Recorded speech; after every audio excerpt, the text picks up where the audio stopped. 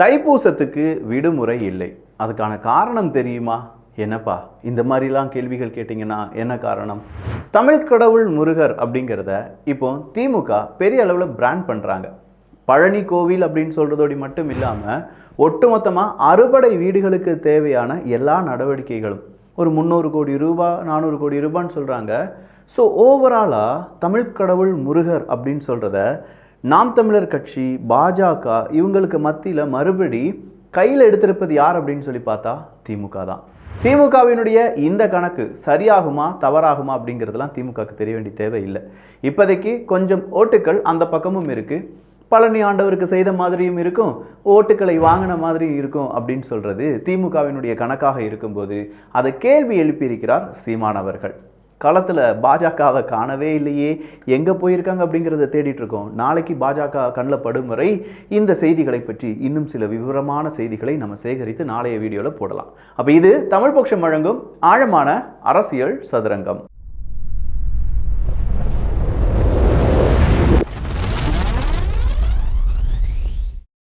இந்த தைப்பூச திருவிழாவுக்கு இதுவரையிலும் அரசாங்கத்துக்கான விடுமுறை இல்லை. அதுவே பெரிய நயவஞ்சகம். முப்பாட்டன் முருகன் அப்படிங்கிறவர் நம்முடைய தமிழ் கடவுள், தமிழ் குடிகளுக்கான கடவுள். அப்போ அவருக்கு இதுவரையிலும் விழா எடுக்காமல் இருந்த திமுக அரசாங்கம் என்ன, அதாவது நாம் தமிழர் கட்சியை பார்த்து நாங்கள் வேல் தூக்கிய போது அதை கேலி சித்திரமாக மாற்றிய இதே திமுகவினுடைய அரசியல்வாதிகள் இன்னைக்கு முருகப்பெருமானை மிகப்பெரிய அளவில் கொண்டாட வேண்டும் அப்படின்னு சொல்வதும், அதன்படியே பலவிதமான விழாக்களை எடுப்பதும், அதில் நிறைய சாப்பாடு போட்டிருக்காங்க, நிறைய பேருக்கு ஏகப்பட்ட விஷயங்கள் செஞ்சுட்டு இருக்காங்க அப்படின்னு சொல்றதெல்லாம் இது எப்படி பார்க்குறீங்க?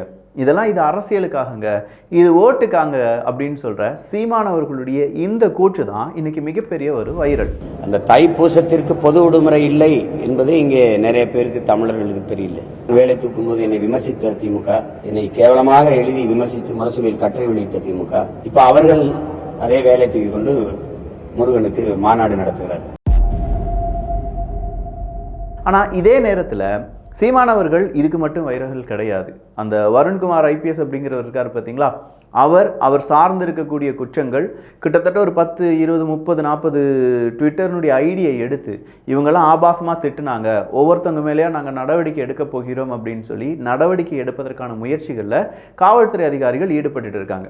அப்போ இந்த நேரத்தில் சீமானவர்கள் வராங்க. ஒரு கோவிலுக்கு போயிட்டு வந்த இடத்துல எனக்கு 138 கேஸ், அண்ணனுக்கு 138 கேஸு, 200 கேஸாக மாற்றி அண்ணன் டபுள் செஞ்சுரி போட்டார் அப்படின்னு சொல்லி பெருமைக்காக வருண்குமார் அவர்கள் இப்படிலாம் செய்கிறாரு. தம்பி நீ ஃபஸ்ட்டு IPS-ஆக இரு, DMK IT விங்காக இருக்காத அப்படிங்கிற அந்த விமர்சனத்தை மறுபடியும் யார் வச்சுருக்காங்க? இதே சீமானவர்கள் வச்சிருக்காங்க. அண்ணன் வந்து 138 வழக்கு இருக்காரு, அது அதிகமாக்கி 200 ஆக்கி நினைக்கிறாரு. டபுள் செஞ்சுரி அடிச்சா சீமான் வரல. நீங்க IPS இயங்கணும், திமுக IT விங்கில் வேலை செய்யக்கூடாது, IPS வேலை செய்யணும். அப்படி நான் பார்க்காத வழக்காது. நீ ஒரு அதிகாரத்தில் ஒரு புள்ளி, அதிகாரத்தில் ஏற்றி சண்டை செஞ்சுட்டு இருக்கேன். இந்திய ஒன்றிய அரசு இந்த அரசு ஏற்றி சண்டை செய்யும், அகில உலகத்தை ஏற்றி சண்டை செஞ்ச தலைவலி மகன் நான். நீ எம்மாத்திரம் ஒரு ஓரத்தில் நின்று விளையாடி போகணும். நீ FIR போடு, என்னத்தையாவது போடு, எத்தனை நீரே அனுப்பு. என் வீட்டில் 5-6 குப்பை கொடுத்து பிரிச்சு போட்டு போயிட்டே இருப்பேன். ஆனால் இது போலீஸ் பக்கமாக இருந்து எப்படி ப்ரொஜெக்ட் செய்யப்படுகிறது அப்படின்னு பார்த்தா, சிறுவர்கள், இளைஞர்கள், இந்த காலேஜ் ஸ்டூடெண்ட்ஸ் அவங்களெல்லாம் கூப்பிட்டு காவல்துறை அதிகாரிகள் கொஞ்சம் கொஞ்சமாக இது யாருடைய ஃபோன், அந்த ஃபோனுக்கு யார் ரொம்ப பெரிய அளவில் நீங்கள் யூஸ் பண்ணீங்க, அப்படி யூஸ் பண்ணும்போது இந்த ட்வீட் நீங்கள் தானே போட்டிருக்கீங்க, ஏன் இந்த பெண்களை பற்றி இப்படிலாம் கொச்சையான ட்வீட் போட்டிருக்கீங்க, இதுக்கு பின்னாடி யாராவது உங்களை ஃபோர்ஸ் பண்ணாங்களா, இதை போட சொல்லி ஃபோர்ஸ் பண்ணாங்களா அப்படின்னு சொல்கிற விசாரணை எல்லாமே செய்கிறாங்க. அதை லைவாக வெளியில் வேற விட்டுருக்காங்க.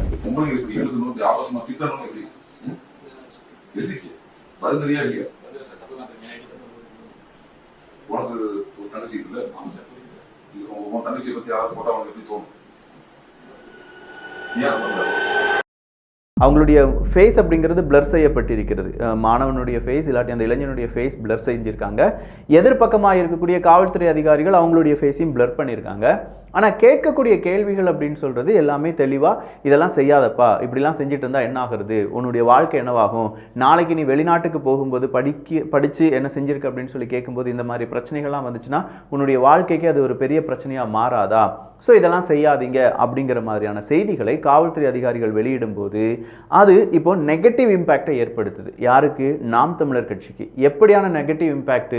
இல்லை பாருங்க, சீமான் அவர்கள் இந்த மாதிரி ஆபாசமான செய்திகளை வெளியிட விடுகிறார், ஆனால் ஐபிஎஸ் அவர்கள் இதெல்லாம் வேணாம் திருந்துங்கன்னு சொல்லி நல்வழிப்படுத்துகிறார் அப்படின்னு சொல்ற மாதிரி இன்னைக்கு சோஷியல் மீடியாவில் நாம் தமிழர் கட்சிக்கு எதிராக இருக்கக்கூடிய திமுகலாம் அவங்களுடைய வேலையை செய்ய ஆரம்பிச்சிட்டாங்கன்னு வச்சுக்கோங்களேன். இந்த பக்கமா நாம் தமிழர் கட்சியினுடைய தம்பிகள் என்ன செய்ய ஆரம்பிச்சிட்டாங்க அப்படின்னா, சரிதான் எங்க பசங்க தப்பு செஞ்சுட்டாங்க, நீங்க தண்டனை கொடுத்துட்டீங்க, அரெஸ்ட் பண்றீங்க, இல்லாட்டி விசாரணை நடத்துறீங்க. திமுகவினுடைய ஐடி விங்கை சார்ந்தவர்கள் எப்படி கொச்சை கொச்சையா பச்சை பச்சையா பேசியிருக்காங்க அப்படின்னு சொல்லி ஒவ்வொருத்தவங்களுடைய ஐடியும் எடுத்து அதுக்கான ஸ்கிரீன்ஷாட்டையும் இணைத்து அதுல டேக் பண்றாங்க. யார் அட்டாக் பண்ணுறாங்க? தமிழக காவல்துறை, சைபர் கிரைம், இவங்க எல்லாத்தையும் டேக் பண்ணி மிகப்பெரிய அளவில் இவங்களெல்லாம் என்னைக்கு அரெஸ்ட் பண்ண போகிறீங்க, இவங்க மீதெல்லாம் எப்போது விசாரணை நடத்த போகிறீங்க அப்படிங்கிற ஒரு கேள்வியே கேட்குறாங்க. சட்டம் எல்லாருக்கும் சமமானது தானே? அந்த சட்டத்தின் முன்பு நாம் தமிழர் கட்சி, திமுக, அதிமுக, பாஜக அப்படின்னு சொல்கிற எந்த ஒரு பாரபட்சமும் இருக்கக்கூடாது தானே? அப்போ ட்விட்டரில் ஒரு காவல்துறை அதிகாரி இல்லாட்டி அவங்களுடைய மனைவியை பற்றி தவறாக பேசிய நபர்களை தண்டிக்கக்கூடிய, விசாரணை நடத்தக்கூடிய இதே காவல்துறை சாதாரண மனிதர்கள் மீது, ஒரு அரசியல்வாதிகள் மீது காழ்ப்புணர்ச்சி இருக்கக்கூடிய நபர்கள் அவங்களுடைய கெட்ட வார்த்தையை பேசி அவங்களுக்கு கேவலமாக சித்தரித்து அவங்களுடைய குடும்ப உறுப்பினர்களை போலியாக சித்தரிக்கக்கூடிய அவங்கள, அதாவது அவங்க திமுக காரங்களாகவே இருந்தாலும் அவங்களெல்லாம் நீங்கள் அரெஸ்ட் பண்ணுவீங்களா அப்படிங்கிற ஒரு நியாயமான கேள்வி கேட்கப்பட்டிருக்கிறது. இந்த கேள்விக்கு யாரும் எஸ் ஆர் நோ அப்படிங்கிற பதிலாம் சொல்ல முடியாது. செய்வீர்களா? செய்துதான் ஆக வேண்டும், அதுதான் காவல்துறையினுடைய வேலை. ஆனால் அந்த வேலையை நீங்கள் திமுகக்கு எதிராக இருக்கக்கூடிய நபர்களுக்கு மட்டும் செய்வீங்க அப்படின்னு சொல்லும்போது தான் இங்கே பிரச்சனை அப்படிங்கிறது ஸ்டார்ட் ஆவதாக நாம் தமிழர் கட்சியை சார்ந்தவர்கள் இப்போது குற்றம் சுமத்த ஆரம்பித்திருக்கிறார்கள். ஸோ வருண்குமார் ஐபிஎஸ் அவர்கள், சீமான் அவர்கள் சொல்ற குற்றச்சாட்டு என்ன? அவனை கைது பண்ணி கொண்டு வராது திருச்சி, எங்க கவனம் இருக்கா இல்லையா, எங்க விருதுநகர்ல இருக்கா இல்லையா, கொண்டு போய் கண்ணை கட்டி சொல்லி இவரே வந்து அடிச்சு என்ன பேச்சு இல்லாத பேசி வலிக்கும் போது கர்ப்பா அப்படின்னு கத்தும்போது வலிதான் முடியாது. என்னை கெட்ட வார்த்தையில பேசி அவனை கூப்பிடுறா, உங்க அண்ணனை கூப்பிடுறா இப்ப அப்படிங்கிறது. நீங்க எங்க ஸ்டடியில் இருக்க அவங்க பொண்டாட்டி அவனோட படுத்திருக்கான்னு பேசினாரு. மதுரையில் ஒருத்தன் தப்பு செஞ்சானா அவனை திருச்சிக்கு கொண்டு போய் அரெஸ்ட் பண்ணுறாங்க. திருநெல்வேலியில் ஒருத்தன் தப்பு செஞ்சானா அவனையும் திருச்சி கொண்டு போகிறாங்க. ஏன் விருதுநகர் இந்த இடத்துலலாம் எந்த விதமான போலீஸ் ஸ்டேஷனும் இல்லையா? அப்போ அங்கே கொண்டு போய் அவனை கண்ணை கட்டி கெட்ட வார்த்தையில் திட்டி இப்போ உங்கள் அண்ணனை வர சொல்லு அப்படின்னு சொல்லி ரொம்ப கேவலமாலாம் பேசியிருக்காங்க. அப்போ இதெல்லாம் பார்க்கும்போது தான் திமுகவினுடைய ஐடி விங்குக்கு அவர் வேலை செய்கிறார் அப்படின்னு சொல்கிற குற்றச்சாட்டை மறுபடியும் சீமானவர்கள் வைக்கிறாங்க. ஸோ ஒரு குற்றச்சாட்டு ஐடி விங் அப்படின்னு சொல்லும்போது, இன்னொரு குற்றச்சாட்டு திமுகவினுடைய ஆபாச பேச்சாளர்கள், ஆபாச யூடியூபர்ஸ், இங்கே அந்த பக்கம் இருக்கக்கூடிய ஐடி விங்ஸ் அவங்களுடைய ஸ்க்ரீன்ஷாட்லாம் இப்போ ரொம்ப பெரிய அளவில் வைரலாக மாற்றப்படுகிறது. அப்படி ஏதாவது பொறுப்புகள் இருக்கக்கூடிய அரசு அதிகாரிகள், சைபர் கிரைம் போலீஸ் ஆஃபீஸர்ஸ் இந்த மாதிரி ஸ்க்ரீன்ஷாட்லாம் பார்த்து நடவடிக்கை எடுத்தீங்கன்னா எங்களை மாதிரியான சாதாரண மக்களுக்கும் ஓகே, இரண்டு கட்சிகளோடு பாரபட்சம் இல்லாமல் நம்முடைய காவல்துறை நடந்து கொள்கிறது. ஏன்னா இங்கேயும் ஆபாசமாக, ரொம்ப ஆபாசமாக, படு கேவலமாக திட்டின ஸ்க்ரீன்ஷாட் எல்லாமே இருக்குது. அந்த அக்கௌண்ட் இப்போதும் ஆக்டிவில் தான் இருக்குது. அதுவும் யாரும் டீஆக்டிவேட் பண்ணிட்டு போகலை. அதுலேயும் நிறைய ஃபேக் அக்கௌண்ட் இருக்குது. எப்படி வருண்குமார் ஐபிஎஸ் அவர்கள் சொன்னாங்களோ, நிறைய ஃபேக் அக்கௌண்ட்டை உருவாக்குறாங்க, அந்த ஃபேக் அக்கௌண்ட் வழி இந்த மாதிரியான விஷயங்களை பரப்புகிறார்கள் அப்படின்னு சொன்னாங்களோ, அதே மாதிரி எதிர்பக்கமும் இதே மாதிரியான ஒரு விமர்சனத்தை வைக்கிறார்கள். என்ன பதில் சொல்ல போகிறார்கள் அப்படிங்கிற ஒரு கேள்வி இங்கே இருக்கு. இதெல்லாம் விட தமிழ் கடவுள் அப்படின்னு சொல்லி தான் நமக்கு முருகன் அவர்களை தெரியும், சரிதானே? இப்போ மலையாள நாட்டுக்கு போனீங்க, வட இந்தியாவுக்கு போனீங்கன்னா முருகர் அப்படிங்கிறவங்களுக்கு மலையாளத்தில் கூட கொஞ்சம், கேரளாவில் கூட கொஞ்சம் கோவில்கள் இருக்கும். ஆனால் வட நாட்டுக்கெலாம் போனீங்கன்னா அங்கே கோவில்கள் அப்படிங்கிறது ரொம்ப சொற்பமாக தான் இருக்கும். ஸோ கூடுதலாக முருகரை கும்பிடுவது அப்படிங்கிறது தமிழர்கள் தான். அப்போ இந்த தமிழர்கள் ஒரு முருகரை கும்பிட போகும்போது இந்த தமிழ் கடவுள் அப்படின்னு சொல்கிற ஒரு பழனிக்கான ஒரு முக்கியமான ஒரு விழாவை அறநிலையத்துறை செய்கிறது. அங்கே வர்றவங்களுக்கெல்லாம் சாப்பாடு போடணும் அப்படின்னு சொல்கிறதுல முருகனுக்கு வந்த கொடுமை என்ன தெரியுமா? என்னெல்லாம் சாப்பாடு போட்டிருக்காங்க தெரியுமா?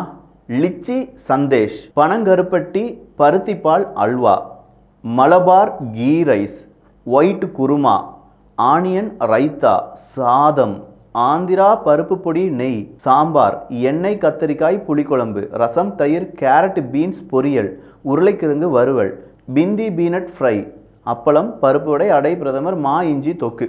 அதில் முன்னாடி சொன்ன சில விஷயங்கள் பார்த்தீங்களா? தமிழுக்கும் அந்த சாப்பாட்டுக்கும் எந்த விதமான சம்பந்தமும் கிடையாதே. என்னையா தமிழ் கடவுளுக்கு ஒரு விழா எடுக்கிறீங்க, அப்போ தமிழ் சார்ந்து இருக்கக்கூடிய உணவுகள் இல்லாட்டி உணவுகளுடைய பெயரையாவது தமிழில் போட்டிருக்கலாமே அப்படிங்கிற ஒரு கேள்வி வருது பாருங்க. அதையும் கொஞ்சம் சரி பார்த்துருக்கலாம். இல்லாட்டி இந்த ட்விட்டரில் பகிர்றவர்கள் தப்பாக பகிர்கிறார்களா அப்படிங்கிற அந்த உண்மையும் ஃபேக்ட் செக்குன்னு தனியாக ஒரு டீம் இருக்குது. அந்த டீமுக்கு நம்ம சேலரி கொடுத்துட்ருக்கோம். அவங்க யாராவது பார்த்து கொஞ்சம் பகிர்ந்தார்கள் என்றால் ரொம்பவே நல்லதாக இருக்கும். ஸோ இந்த இடத்துல அடுத்ததாக இருக்கக்கூடிய கேள்வி ரஜினிகாந்த் அவர்களுடைய உரை தான். உதயநிதி ஸ்டாலின் அவர்கள் தனக்கென்று அந்த தேர்தல் பிரச்சாரத்தின் போது ஒரு பாணியை உருவாக்கி விட்டார் அப்படின்னு சொல்கிறது 100க்கு 100 உண்மை. ஒரு செங்கல் கட்டி அப்படிங்கிறத எடுத்து உதயநிதி ஸ்டாலின் அவர்கள் பெரிய அளவில் அவர் பேசுகிற ஒரு பொருளாக மாறிட்டார். உதயநிதி ஸ்டாலின் அவர்களை பாராட்டிய அதே ரஜினிகாந்த் அவர்கள் ஸ்டாலின் அவர்களை பாராட்டுறாங்க. ஜூனியர்ஸ் எல்லாம் நம்ம என்ன செஞ்சலாம், ஈஸியாக கையாண்டுடலாம். ஆனால் சீனியர்ஸ் இருக்காங்க பாருங்க, அதுவும் அரசியலில் பெரிய ஜாம்பான்கள் இருக்காங்க பாருங்க. அது துரைமுருகன் ஒருத்தர் இருக்காரு பாருங்க, அவர் கருணாநிதி அவர்களுடைய கண்ணிலேயே விரல வெட்டி ஆட்டினாரு, அவரெல்லாம் சமாளிக்கிறார். ஹேட்ஸ் ஆஃப் ஸ்டாலின் அவர்களே, அரசியல் பேசும்போது ரொம்ப கவனமாக பேச வேண்டும் அப்படிங்கிற ஒரு வார்த்தை அவர் சொன்னார். அது யாருக்காகவும் கிடையாது, அது எல்லோருக்குமானது தான், ஈவன் எனக்கு கூட தான். ஏன்னா நம்ம அரசியல் பேசுகிறோம், சின்னதாக ஒரு கவனச்சிதறல், நம்ம மனசில் இருக்கக்கூடிய கோபமோ இல்லாட்டி நம்ம மனசில் இருக்கக்கூடிய வன்மமோ இந்த அரசியலில் தென்பட்டு விட்டது என்றால் நமக்கான அந்த அந்தஸ்து இல்லாட்டி நம்ம ஒரு கிரெடிபிலிட்டி அப்படிங்கிறது இருக்காது. ஸோ அதே லெவலில் திமுகவுக்கு ஆதரவாக ரஜினிகாந்த் அவர்கள் பேசிவிட்டார்கள், ஏடிஎம்கேக்கு எதிராக ரஜினிகாந்த் அவர்கள் அப்படிங்கிற இனி நிறைய விதமான வீடியோக்கள் எல்லாமே வரப்போகிறது. நம்ம சேனலில் கிடையாது, கோசிப் பேசக்கூடிய சேனலில். அதை எப்படி நீங்கள் பார்க்க போகிறீங்க அப்படிங்கிறதுலாம் உங்களுடைய கருத்துக்கள், உங்களுடைய எண்ணம், அவ்வளோதான். ஸோ ஓவராலாக இன்றைக்கி நடந்த அப்டேட் எல்லாம் இந்த ஒரு பதிவில் நான் சொல்லியிருக்கேன். இன்னும் நிறைய விஷயங்கள் பார்க்கலாம். அதற்கு அரசியல் சதுரங்கத்தை சப்ஸ்கிரைப் பண்ணிக்கோங்க.